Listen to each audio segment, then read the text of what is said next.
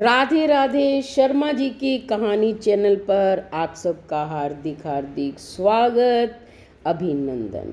24 जून 2022 शुक्रवार के दिन है, आषाढ़ महीने के कृष्ण पक्ष की एकादशी। तो आइए जानते हैं इसकी क्या है विधि, महात्म्य व कथम। एकादशी के दिन प्रातःकालीन समय में जल्दी उठें, सूर्योदय से पहले स्नान आदि करके स्वच्छ वस्त्र धारण करें, फिर विष्णु भगवान की पूजा करें। रोली मोली गुड़ चावल धूप दीप फल फूल नैवेद्य इत्यादि से। एकादशी के दिन एक समय फलाहार करें। सारा दिन ओम नमो भगवते वासुदेवाय का जाप करें। मंत्र का उच्चारण करें। भगवान विष्णु के किसी भी नाम का आप जप कर सकते हैं।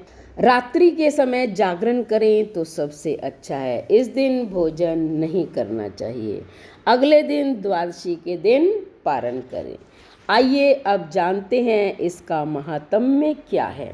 धर्मराज युधिष्ठिर बोले कि हे जनार्दन, अब आप कृपा करके आषाढ़ माह के कृष्ण पक्ष की एकादशी का नाम तथा महात्म्य क्या है उसका वर्णन करें। श्री कृष्ण भगवान बोले, हे राजन, आषाढ़ माह के कृष्ण पक्ष की एकादशी का नाम योगिनी है। इसके व्रत करने से समस्त पाप नष्ट हो जाते हैं। यह इस लोक में भोग तथा परलोक में मुक्ति देने वाली है। हे राजराजेश्वर, यह एकादशी तीनों लोकों में प्रसिद्ध है। मैं आपसे पुराणों में कही हुई एक कथा कहता हूँ, ध्यान पूर्वक सुनो। अलकापुरी नाम की नगरी में एक कुबेर नामक राजा राज्य करता था। वह शिव भक्त था। उसकी पूजा के लिए एक माली पुष्प लाया करता था। उसके विशालाक्षा नाम की अत्यंत सुंदर स्त्री थी। एक दिन वह मानसरोवर से पुष्प ले आया, परंतु कामासक्त होने के कारण पुष्पों को रखकर स्त्री के साथ रमन करने लगा और दोपहर तक नहीं आया। जब राजा कुबेर को उसकी राह देखते देखते दोपहर हो गई तो उसने क्रोधपूर्वक अपने सेवकों को आज्ञा दी कि तुम लोग जाकर हेममाली का पता लगाओ कि वह अभी तक पुष्प क्यों नहीं लाया। जब यक्षों ने उसका पता लगा लिया तो वे कुबेर के पास आकर कहने लगे, हे राजन, वह माली अभी तक अपनी स्त्री के साथ रमन कर रहा है। यक्षों की इस बात को सुनकर कुबेर ने हेममाली को बुलाने की आज्ञा दी। हेममाली राजा कुबेर के सम्मुख डर से कंपकपाता हुआ उपस्थित हुआ और प्रणाम किया। उसको देखकर राजा कुबेर को महान क्रोध आया। उसने कहा, हे पापी, हे महानीच कामी, तूने मेरे पूजनीय ईश्वरों के भी ईश्वर शिवजी का भी अनादर किया है। इससे मैं तुझे श्राप देता हूँ कि तू स्त्री का वियोग भोगेगा और मृत्यु लोक में जाकर कोढ़ी होगा। कुबेर के श्राप के प्रभाव से वह उसी क्षण स्वर्ग से पृथ्वी पर गिरा और कोढ़ी हो गया। उसकी स्त्री भी उसी समय अंतर्ध्यान हो गई।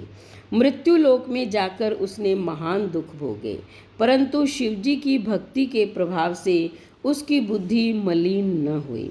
वह हिमाचल पर्वत की ओर चल दिया। वहाँ पर चलते चलते मार्कंड ऋषि के आश्रम में पहुँचा। वह ऋषि अत्यंत वृद्ध तथा तपशाली थे। उनको देखकर वह हेममाली वहाँ गया और उनको प्रणाम करके उनके चरणों में गिर पड़ा। उसको देखकर मार्कंड ऋषि बोले, तूने कौन से कर्म किए हैं जिससे तू कोढ़ी हुआ और महान दुख भोग रहा है। इस पर हेममाली बोला, हे मुनि, मैं यक्ष राज कुबेर का सेवक हूँ। मैं राजा की पूजा के लिए नित्य प्रति पुष्प लाया करता था। एक दिन अपनी स्त्री के साथ विहार करते करते देर हो गई और दोपहर तक पुष्प लेकर नहीं पहुंचा। उन्होंने मुझे श्राप दिया कि तू अपनी स्त्री का वियोग भोग और मृत्यु लोक में जाकर कोढ़ी बन तथा दुख भोग। इससे मैं कोढ़ी हो गया हूँ और महान दुख भोग रहा हूँ। अतः आप कोई ऐसा उपाय बताइए जिससे मेरी मुक्ति हो। इस पर मार्कंड ऋषि बोले, भाई, तूने मेरे सम्मुख सत्य वचन कहे, इसलिए मैं तेरे उद्धार के लिए एक व्रत बताता हूँ। यदि तू आषाढ़ माह के कृष्ण पक्ष की योगिनी नामक एकादशी का विधि पूर्वक व्रत करेगा तो तेरे सभी पाप नष्ट हो जाएंगे। इस पर हेममालिनी बहुत प्रसन्न हुआ। उसने मुनि के वचनों के अनुसार योगिनी एकादशी का विधि पूर्वक व्रत किया। इसके प्रभाव से वह फिर अपने पुराने रूप में आ गया और अपनी स्त्री के साथ विहार करने लगा। हे राजन, इस योगिनी की कथा का फल 88 सहस्त्र ब्राह्मणों को भोजन कराने के बराबर है। इसके व्रत से समस्त पाप दूर हो जाते हैं और अंत में स्वर्ग मिलता है। तो आप भी सब सच्चे मन से एकादशी का व्रत कीजिए, नहीं तो मात्र कथा और महात्म्य को ही सुन लीजिए। उसके बाद चैनल को सब्सक्राइब करें, लाइक और शेयर करें, कमेंट करें और बेल आइकन के बटन को दबाएं ताकि ऐसे ही व्रत उपवास की वीडियो का नोटिफिकेशन सबसे पहले आपको मिले। धन्यवाद।